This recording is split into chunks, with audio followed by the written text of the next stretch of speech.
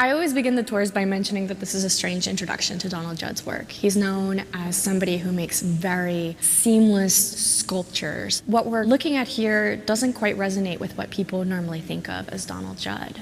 1959 to 1961, in New York City, downtown, you have an artist trying to figure out what his voice might be. This is now when you start to see a range of artists that are really bringing the idea of experiencing art back to the viewer. In the decade right before, we have artists like Jackson Pollock, Willem de Kooning, where it's all about the mark making and the gesture. But here, it's all about textures and color and line and trying to break up the space of the rectangle of the canvas. He explores the line and the idea of figure ground, where the line becomes a figure and the ground becomes the colors or textures that he creates. Some of the most notable ways in which he experiments are the ways that he mixes wax and sand with the paint to create a certain textured background. I think these paintings show an attempt at discovering. He's trying to figure out if painting is even a medium that he as an artist wants to make. He makes a line, but he erases it, but he doesn't fully erase it. You see here?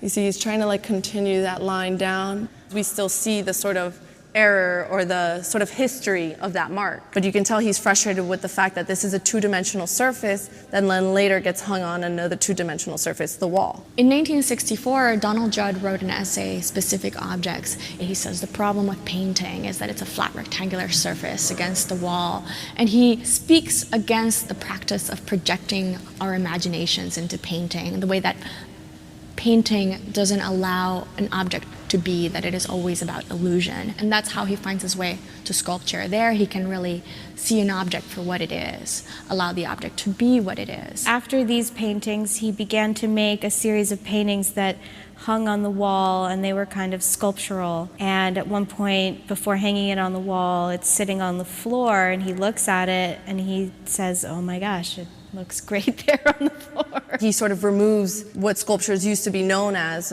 being these carved marble pieces sitting on pedestals, and they were all about the center and these very robust figures.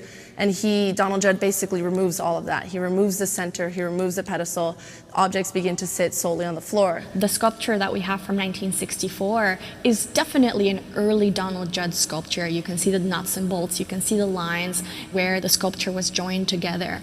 And by 1968, he has a retrospective at the Whitney. That's unheard of, right?